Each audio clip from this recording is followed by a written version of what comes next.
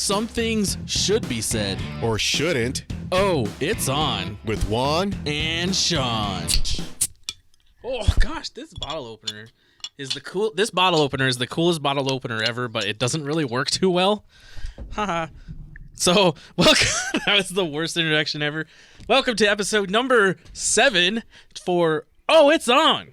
with Juan. And Sean. And we're going to go ahead and change the title of our news episodes. We called them News-ish, but then I looked on the internet, News-ish is everywhere. Wanted to be a little bit more unique, so if you want to find us, just search for Newslike. There you go. Because that's a lot less used. So these articles, Juan did not take a moment to look them over because of the whole coronavirus causing chaos. That's right. And my phone blowing up with freaking already fired employees nonstop wanting to know what's going on. Like you have any control over it. Exactly. I too myself was let go. So yeah. So like, what do you care? Exactly. So the first news like we're going to talk about, there's an article titled U.S. job openings are falling as coronavirus brings economy to a halt. Wait. Let me get something straight. So U.S. jobs are falling?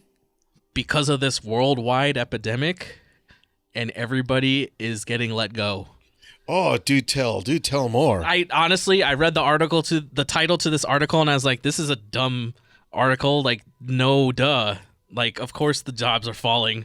We're all being let go, and we're all being quarantined. What? Exactly. Who wrote this? Hold on, though. I don't know. It's the links. Okay, so if you go to the description below, or just go to beloafx.com/OIO7, since this is episode number 7, you'll see links to all these stories that we're talking about here. But I want to know, is it a chode? Or is it some... I don't know. I just got them on my... social justice warrior? These stories come from the main page of my homepage. So, but although I will say, as of March 13th, the numbers are not as low as I thought they would be. But March 13th, the governor didn't shut everything down in Nevada yet, and borders haven't been closed yet. So as of March 13th, jobs only had dropped down 1.5%, which is 89,000 jobs, which to me it's a lot kind of, but not that bad. But there is a surge in unemployment claims. Wait. So you tell me people are now filing for unemployment? They are. Well, that was bound to happen. Once again, thanks to our government. Yeah, and like I said, this article really, it gave us that interesting statistic, but I don't know why they wasted their time because, clickbait. So there's this video that somebody who wanted a video to go viral make. There's this orangutan named Cinta shows us how to wash our hands. And this orangutan is standing on a tire or something and in a river and washing his or her hands on a river. And guess what? Is it using soap? Nope. Wait. And it's not properly washing its hands either for 20 seconds. He just dips his hands in the water, pulls them out, rubs them, dips his hands back in the water, rubs them out. And I'm like, this is not right at all. Damn, it's just like the dirty dealers at the casinos. Oh, tell us about the dirty you ever dealers. seen them? It's like they'll just like go in there. It's like throw their hands into the water, shake them off, dry them up, and go hit the food line. I'm like, oh my God. Oh. After touching all that money, those dirty chips. Oh. I was like, come on. From people from all over the world. Exactly. Dirty dealers. Damn, so dirty. So our next topic, hold on. I was going to talk about this next one next, but we'll save that for last. But so here's the title of the next article. A single mom, 2 kids, and 2 dogs all fit inside a 270 square foot home. How big is that? That's a little bit bigger than this room. Holy. But the house is 26 feet long. So that means if it was 10 foot wide, that would be 270 square feet. So you telling me they're living inside a U-Haul? Almost. Well, it's 2 stories. So even though it's 26 feet long, I'm not sure if the 270 square feet means total or just the land that it takes up. Because there's 2 lofts, one of the lofts is the kids' play area and bedroom. And I found this interesting. The beds fold up into chairs. I thought that was kind of neat. So they're like little futons. yes. So, and then the article says, and it was a short article, it said there's a full kitchen, there's a full bathroom and full living room and a master bedroom. And yeah, I don't know if their definition of full is the same as mine. Yeah, that's very confusing. I'm like, what? And here's the big kicker. The article also claims the children only live there part-time. So they're not even there like all the time. So it's like a deadbeat mom? I don't know if it's a deadbeat mom. It's a single mom. She has a house. I guess it's a house. Juan is looking super confused right now. Yes, I am. Because, I mean, it's showing here how to live, but then they live with her for a few days. It didn't say. It just said part-time, whatever Part-time. that means when it comes to child custody. It could be in the weekends. It could be once a month. Or during the holidays only. Yeah. She's a deadbeat mom. But at least she has a house, I guess. But I don't mind downsizing. That'd be cool. I think she's probably living what you call Section 8. Where they have like those houses, for like, families that can't afford it or shit like that. The house on the picture that I saw didn't look too great, so that's possible. But I always thought Section 8 housing was actual houses for, like, they were neighborhoods. Are they not neighborhoods? Yeah. Oh, they are. Yeah. This didn't look like it was part of a neighborhood. It looked like it was its own little house. Where the hell was this? Like in Indiana? Florida, I think. Oh. But the thing is that those tiny homes are becoming popular now. So the next article topic: what to do if you can't make your rent or mortgage payment because of coronavirus. Ooh, that sounds interesting. Do tell. Trump and the Department of Housing and Urban Development will suspend all foreclosures and evictions until April 30th. Wait, what? Yep, that's what the claim is. Holy crap. So now, are you supposed to like contact your lenders, or are you supposed to contact somebody? Because, I mean, he could say, putting a halt to it, but I don't think these banks are going to be like, well, you know what, let's call the owners or let's call the renters and tell them, hey, we're going to defer your payments till the end of whatever certain day. Because that kind of, even though he may say something, these banks are shady. Yeah. They're freaking shady. And landlords, slumlords. Yeah, exactly. Well, most of this article was basically encouraging people to get your information. Call your banks, call your lenders, call your landlords, because they know what's going on. But I think it's important, too, that the article did mention to have empathy, that you can't just expect them to get nothing for, you just can't do everything for free now because you're out of the job, because then what happens to them? And then what if whoever's above them wants their money? Exactly. So they wrote a little piece in there. It said, they basically like how you should write to your landlord. Like, hi, landlord, due to the coronavirus, I do not have my job anymore, or my hours have been severely cut. Would you be okay with taking $500 for rent right now instead of $1,000, and maybe we can work something out in the future? And I was like, oh, that's not too bad. Like, she said, whoever wrote the article, there was a lady that was being interviewed, said that if you're just open and you communicate, it can turn out better than you think. Yeah, I kind of agree with that. And did you know in LA, up to 6 months, you can have up to pay your rent. Wait a minute. So that means I could defer my student loan payments too? No student loan stuff yet. Why not? Canada, I think, did. Canada froze student loan payments, but the U.S. hasn't. Can we try? You can call your congressman, I guess. That's a good idea. It's like, hey, look, jackasses, I'm paying, student loans back for this degree that's basically useless. Yeah. And the lady said that housing and food are top priorities. Talk to your utility companies. Maybe they can cut you a break. And then she said, like, internet's important, but isn't like power. Don't you have to have power to have your internet? Well, yeah. But yeah, she said housing and food are obviously the two main priorities. Anything else on that one that you'd like the world to know? Well, besides what little Uncle Trumpy's doing. Oh, don't forget that he's saying he's gonna give everybody a check, though. You know? Oh yeah, that's been talking about. We'll see if that happens. Yeah, exactly. So we'll see about that part. So our next story, titled "American Detained in Lebanon," released after 6 months. Now, what did he do to get detained in Lebanon? So apparently, a Hezbollah-backed newspaper said that he was part of the South, like Lebanese army or something in the 80s and 90s, and they said that he tortured and killed and kidnapped people while he was there. And he was just visiting Lebanon with his family on vacation, and while he was there, they snatched him up and put him in prison.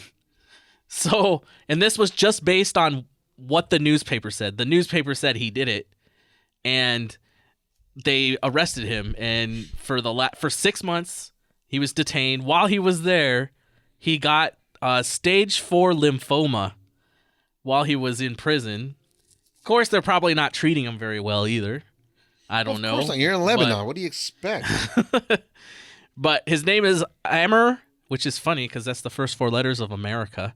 Amr Fakouri. Amr. Arrested in Lebanon during his family vacation. He's accused of torturing the Hezbollah and Palestinian terrorists in the 80s and 90s, but his name was not on the list made public of the torture and murder prison. So that's how Senators Jeanne Shaheen of New Hampshire, he's from New Hampshire right now, and Senator Ted Cruz proposed sanctions based on this. And he was held without charges for 6 months. And then he was charged with murder, attempted murder, kidnapping, and torture. Juan, your thoughts on this story? Okay, here are my freaking thoughts. Okay. Oh, jeez. I torture, let's say, a shitload of people from certain year to certain year. What were the years again? It just said 80s and 90s. From the 80s and 90s. That's like, what, 2 decades right there? Yeah. Well, it could mean yeah, okay. Go ahead. You know, let's say 2 decades. You know, in 2000, whatever, he decided to defect Lebanon. Lives in New Hampshire and then decides, oh, hey, let's go take a family trip to Lebanon. Yeah. That makes no freaking sense. Yeah, that's true. You know what? If that did happen, well, good for him for getting caught. That's for being an idiot. Yeah. That's me. It's that when I was reading the story, I was like, why? I don't know. Why would you want to go back if you knew you did terrible, heinous things there? Exactly. I mean, you could say, I don't feel like going. Yeah. And I mean, it's government saying you did things, which, you know, my belief that government can't believe. Like, and then what's going to happen to the government? What I understand is like, okay, you defected to America. Why didn't you change your name? He did to Amir. He changed it to Amir, but somehow I don't know if he changed his name or not. But then they found out when he went there on a family trip. It's like, oh, this is a guy. Yeah. This is him. Yeah, and it's like, how much? But my question is, the people that put him in prison for 6 months and didn't charge him with anything, what's going to happen to them? Nothing. And that's why I hate government. And then it was funny because they held him for 6 months and then go, oh, by the way, you're being charged with murder, attempted murder, kidnapping, and torture. Like, that's not like stealing a Snickers bar from the store and... Yeah, but you gotta understand, it's not like America, you know? Yeah, I know, yeah. Over there, it's like... Well, it's the same here. Obama started killing American citizens without trial, so it's not like it's that different here. It is a little bit, but not that different. Yeah, but there, I mean, they could just like take you in for no freaking reason, just because you looked at them wrong way. Well, because really, like you said, that's why would you go back if you really did all that? Like, how many people would be out after you? Exactly. So, I mean, if he did it, you know what? Hey, you deserve it, buddy. Yeah. Yeah. So, billionaires wipe up bargains of a lifetime. So this article, quote, Transmission of the virus may pick up once again once social distancing restrictions are eased. And it's, to me, that's like that. Why would you even write that? That's nonsense. Of course, they may pick up again. That sentence. There's so much in reporting, in articles that people don't get upset about, and I get upset about, and maybe I'm wrong. But how do you feel about billionaires buying up things right now, Juan? Well, it's like they say, when there's a sale, stock it up. Yeah. And so, like, right now, it's like the stock is going down and people are selling it because they're afraid to lose money. Billionaires, they don't care. They'll be like, yep, let's just keep going down. Once it goes down so much, they're going to start buying it, and buying. And the same thing, it's like they're already investing right now in medical stocks. Hey, what's the new drug? Hey, guess what? Let's do this. While they keep the rest of us like little sheep hidden inside, scared. So, some of the optimistic buyers here we have on this little graph that Bloomberg put together. Do you know who the Rousing family is? I've never heard of them. Nor have I. They own International Flavors and Fragrances. I've never heard of that. But they have spent, they bought into International Flavors and Fragrances. $317 million they spent. The Ryman family, do you know them? No. I know, I'm learning here too. They own Keurig and Dr. Pepper. Of course, companies I've heard of, yes. Yeah. They spent $200 million. And then you got Carl Icahn. Icahn? I don't know how to say it. He owns Hertz and Newell, and then he spent $120 million on it. Tammy Hughes Gustafson, Bradley Hughes, American Homes for Rent. That seems like that's a really good purchase right now. Yeah, it is, because especially right now with the housings. $108 million. Kelsey Warren, Energy Transfer at $91 million. Carlos Slim, PBF Energy. I don't know what that is. Basically, mostly anything to do with like energy, solar power. Those stocks are freaking like kind of booming. Yeah. And then Warren Buffett, he's like, Delta Airlines, people still need to fly. Yep. And that's the last one on the list. He put in $45 million. I think he already owned some Delta Airlines, but now he owns more. So it is funny because everybody's complaining because obviously these companies, a lot of stuff, from what I'm seeing, I don't know. A lot of what I see is on social media, so I try to take it with a grain of salt. But of course they're going to ask for money from the government because the government's bailed them out in the past. But like we said in the first ever On Time episode, should the companies really be at fault if they're forced to do something? And like I said, no, the company shouldn't be at fault. It should be the government for forcing the companies to shut down to compensate its employees. Yeah, and if the companies want to do it, that's great. If they can afford to. I mean, if you can keep your people happy, that's the most important thing. When I was a flight attendant, I got into a van at like 5 a.m, and this flight attendant was in there, and she was mad, and she was on the phone, and she was on hold with her scheduling or something. And she was mad. Like, you could feel how angry she was. And we were all like quiet in the van because she was so mad. And she's out of nowhere. She goes, if you want happy customers, you should have happy employees. And it was still silent after that. And it was like, that makes so much sense though. Yeah. I mean, if your people are mad, it's harder to treat people better. Yeah, it's kind of true because I had a couple of guest complaints on the last day that were shutting down the casino. They would complain about like some of the bartenders and bar bags they were kind of rude and stuff. So, I could tell people like, well, the reason they're rude and shit like that is because they just lost their job. After midnight tonight, they got nowhere to go. They're like, well, they still should. Well, no, you understand. They lost their jobs. Okay, they have nowhere to go. With no notice. No notice last night. Yeah. And you know what I would do if I was the owner of the casino?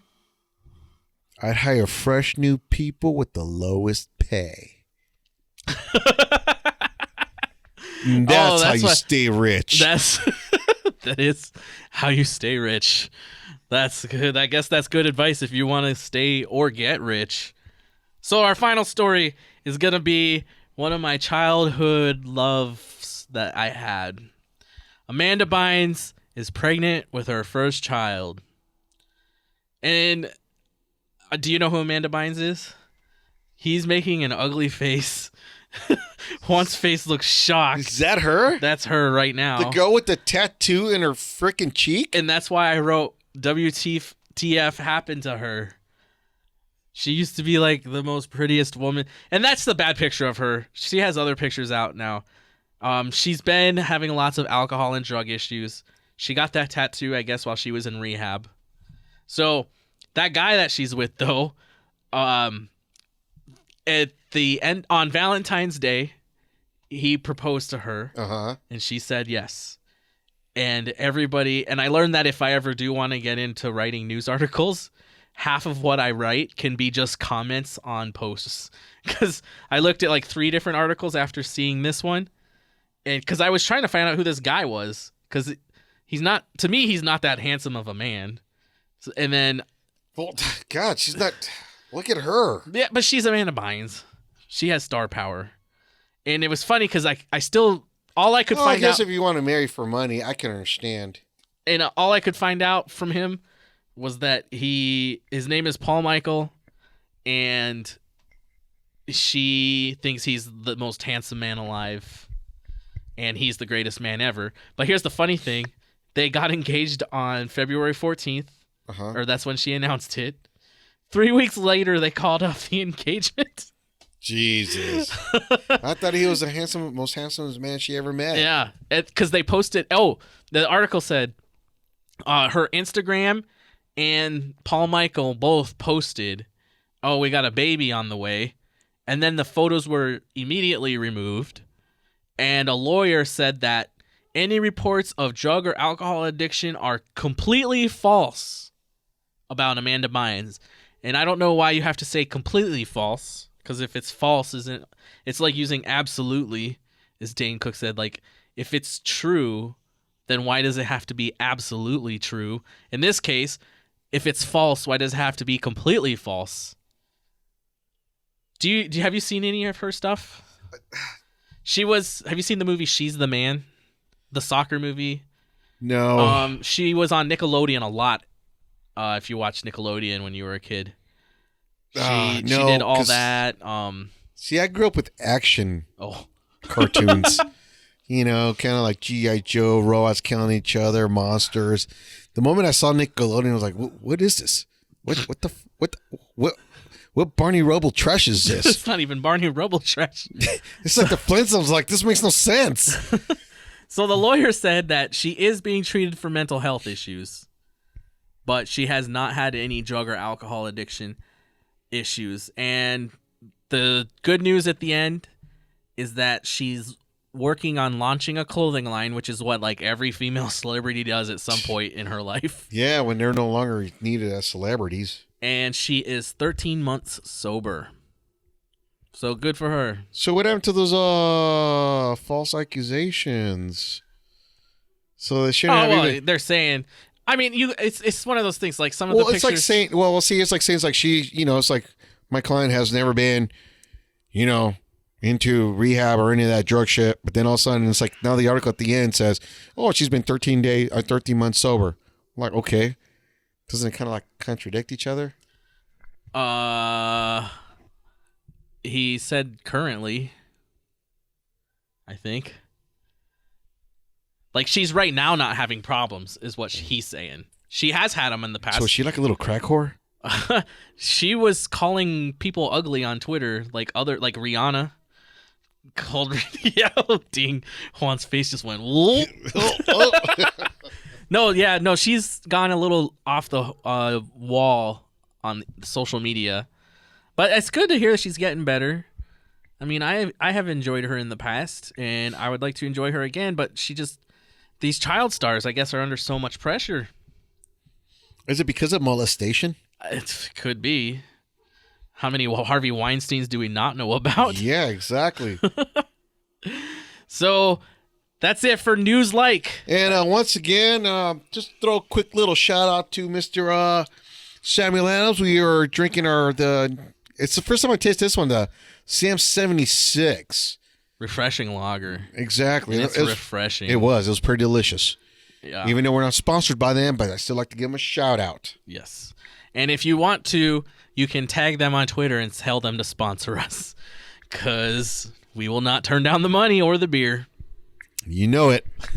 So you can follow us on Twitter or like us on Facebook at OIO Pod. We have an email address if you would like to have us talk about anything. As you can see in our YouTube video pictures, the universe is usually the background because we will talk about anything in the universe. Oh, it's on pod@gmail.com. Or just leave comments on our YouTube channel. Any parting words, Juan? Nope, that's it for me.